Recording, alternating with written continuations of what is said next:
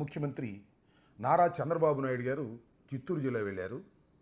గంగాధరం నెల్లూరులో పెన్షన్లు పంపిణీ చేశారు. ఇంటింటికి వెళ్ళి పెన్షన్లు పంపిణీ చేసి ఆ తరువాత తెలుగుదేశం కార్యకర్తలతో మాట్లాడుతూ కొన్ని వ్యాఖ్యలు చేశారు. ఆ వ్యాఖ్యలు ప్రజాస్వామ్య విరుద్ధమైనటువంటి వ్యాఖ్యలు అనే విషయాన్ని మీకు చెప్పాలనే ఉద్దేశంతో నేను మీ ముందుకు వచ్చాను. దానికన్నా ముందు ఒక చిన్న విషయాన్ని డిస్కస్ చేయాలి.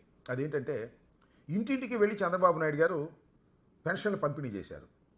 ఆయన 14 సంవత్సరాలు ఇంతకుముందు అధికారంలో ఉన్నప్పుడు పెన్షన్లు పంపిణీ జరిగింది, కానీ స్వయంగా ఆయన వెళ్ళి పంపిణీ చేసినటువంటి సంఘటనలు మాత్రం ఈ టర్మ్లోనే జరుగుతుంది.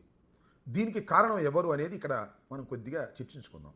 దీనికి కారణం మన జగన్మోహన్ రెడ్డి గారని నేను గర్వంగా చెప్పదలుచుకున్నాను. అదేమిటంటే, జగన్మోహన్ రెడ్డి గారు ముఖ్యమంత్రి అయిన తర్వాత పెన్షన్లు 1వ తారీఖునే ఇంటింటికి వెళ్ళి పంపిణీ చేసేటటువంటి ఒక నూతనమైన పద్ధతిని తీసుకొచ్చినటువంటి ఘనత జగన్మోహన్ రెడ్డి గారిదని ఇక్కడ నేను చెప్పదలుచుకున్నాను. ఇది వాస్తవం కూడా. ఎందుకంటే అంతకుముందు చంద్రబాబు నాయుడు గారు కూడా కొన్ని పెన్షన్లు ఇచ్చారు. పెన్షన్లు ఇచ్చినప్పుడు ఎలా ఉండేదంటే, ఈ పెన్షన్దారులందరూ వెళ్ళి ఎండిఓ ఆఫీస్ దగ్గర, ఎంఆర్ఓ ఆఫీస్ దగ్గర పడిగాపులు కాయవలసినటువంటి పరిస్థితి ఉండేది. కానీ జగన్మోహన్ రెడ్డి గారు ముఖ్యమంత్రిగా పదవీ బాధ్యతలు స్వీకరించిన తర్వాత వృద్ధులకి, వికలాంగులకి, వితంతువులకి పెన్షన్లు వెళ్ళి ఇంటికే స్వయంగా వెళ్ళి ఇచ్చే కార్యక్రమానికి శ్రీకారం చుట్టినటువంటి వ్యక్తి జగన్మోహన్ రెడ్డి గారు అనే విషయాన్ని మనం ఇవాళ గర్వంగా చెప్పుకోవచ్చని మనవి చేస్తున్నాం. అదే క్రమంలోనే ఇవాళ 4వసారి ముఖ్యమంత్రి అయినటువంటి నారా చంద్రబాబు నాయుడు గారు జగన్మోహన్ రెడ్డి గారు పాటించినటువంటి పద్ధతుల్లోనే పాటించక తప్పని పరిస్థితి ఏర్పడింది.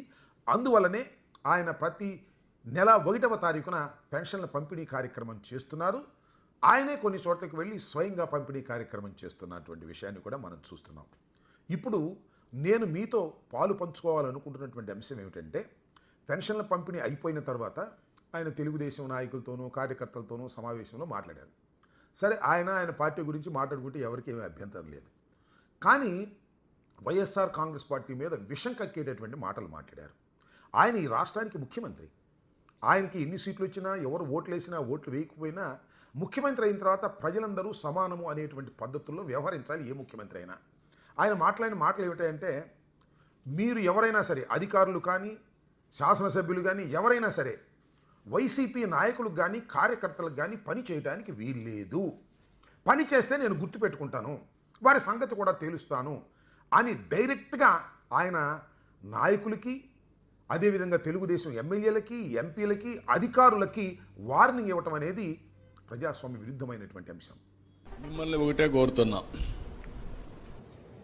వైఎస్ఆర్ కాంగ్రెస్ పార్టీకి డైరెక్ట్ గా ఇండైరెక్ట్ గా మనం పనులు చేసే పరిస్థితి ఏ స్థాయిలో కూడా రాకూడదు. అది చేస్తే పాముకు పాలు పోసినట్టే.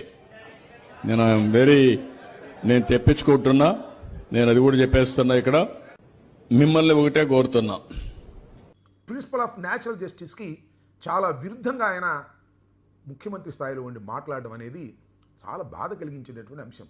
ఏ ప్రజాస్వామ్య వాదులు కూడా దీన్ని బలపరచరు. ఎన్నికలు అయిపోయిన తర్వాత ఏ పార్టీకి ఎవరు ఓటేసినా, ఎవరు నాయకులైనా ఒక చట్టబద్ధంగా పనులన్నీ కూడా అందరికీ చేయాల్సిందే. చట్టానికి వ్యతిరేకంగా ఎవరికి చేయాల్సిన అవసరం లేదు.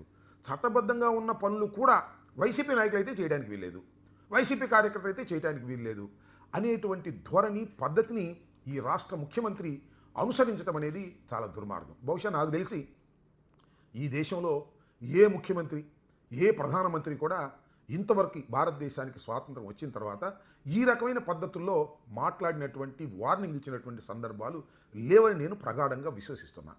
నారా చంద్రబాబు నాయుడు గారు 4వసారి ముఖ్యమంత్రి అయ్యారు. అనుభవం లేదా అంటే అనుభవం ఉన్నటువంటి వ్యక్తి. కాకపోతే 164 సీట్లు గెలుచుకొని ఆయనకి కళ్ళు నెత్తి మీదకి వచ్చాయి ఈ వయసులో అని అనుకోవాల్సినటువంటి పరిస్థితి ఏర్పడుతుంది. ఏదైనా ఒక ప్రభుత్వం అధికారంలోకి వచ్చిన తర్వాత చట్టబద్ధంగా పనులు అందరికీ చేయాల్సిందే.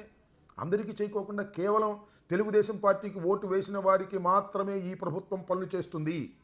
తెలుగుదేశం పార్టీకి ఓటు వేయకోకుండా ఇతర పార్టీలకి ఓట్లు వేస్తే వారిని మేము ద్వేషిస్తాము, వారికి పనులు చెయ్యము అనేటువంటి మాట మాట్లాడటం ఏంటంటే నాకు అర్థం కాలేదు. ఒక సీనియర్ మోస్ట్ పొలిటీషియన్ అయి ఉండి, భారతదేశంలోనే చాలా వయసులో పెద్దవాడు, సుదీర్ఘమైన రాజకీయ చరిత్ర కలిగినటువంటి నారా చంద్రబాబు నాయుడు గారు ఇంతగా దిగజారిపోవడానికి గల కారణాలు ఏంటో నాకు అర్థం కావడం లేదు. ఇది చాలా దురదృష్టకరమైనటువంటి అంశం. వయసులో చిన్నవాడైనా, తొలిసారి ముఖ్యమంత్రి అయినా, 5 సంవత్సరాలు పరిపాలన చేసినటువంటి జగన్మోహన్ రెడ్డి గారు పలు సందర్భాల్లో చెప్పారు, ఎవరైనా సరే చట్టానికి అనుగుణంగా అన్ని పనులు చేయవలసిందే. కులం కానీ, మతం కానీ, ప్రాంతం కానీ, పార్టీ కానీ వాటిని మనం కన్సిడరేషన్లోకి తీసుకోవాల్సినటువంటి అవసరం లేదు. కులం చూడం, మతం చూడం, పార్టీ చూడం, రాజకీయాలు చేయం, రాజకీయాలు చూడం. ప్రతి పేదవాడికి ఇస్తాము అని చెప్పండి. ఒకసారి అధికారంలోకి వచ్చిన తర్వాత పార్టీలతో సంబంధం లేదు. చట్టబద్ధమైన పరిపాలన కావాలి, చట్టబద్ధంగానే పరిపాలన చేయాలి. తెలుగుదేశం అయినా, కమ్యూనిస్ట్ పార్టీ అయినా, కాంగ్రెస్ పార్టీ అయినా, ఏ పార్టీ అయినా అతను అర్హుడైతే అతనికి ఆ పనులు చేయాలి అని చెప్పాడు, చేసి చూపించాడు జగన్మోహన్ రెడ్డి గారు. మరి మీరేంటండి, నాకు అర్థం కాలేదు. అధికారంలోకి వచ్చిన తర్వాత తెలుగుదేశం వాళ్ళకి పనులు చేస్తాము, వైసీపీ వాళ్ళకి మేము పనులు చేయము, వైసీపీ వాళ్ళని బహిష్కరించేస్తాము. ఈ దేశాన్ని నుంచి బహిష్కరిస్తారా? వైసీపీ వాడిని ఈ సమాజం నుంచి బహిష్కరిస్తారా? చట్ట ప్రకారం మేము పనులు చేసుకోవాల్సిన అవసరం లేదా? చట్ట ప్రకారం మేము బ్రతకవలసిన అవసరం లేదా అనేది ఇక్కడ నారా చంద్రబాబు నాయుడు గారు గమనించాలి, మనం చేస్తున్నాం.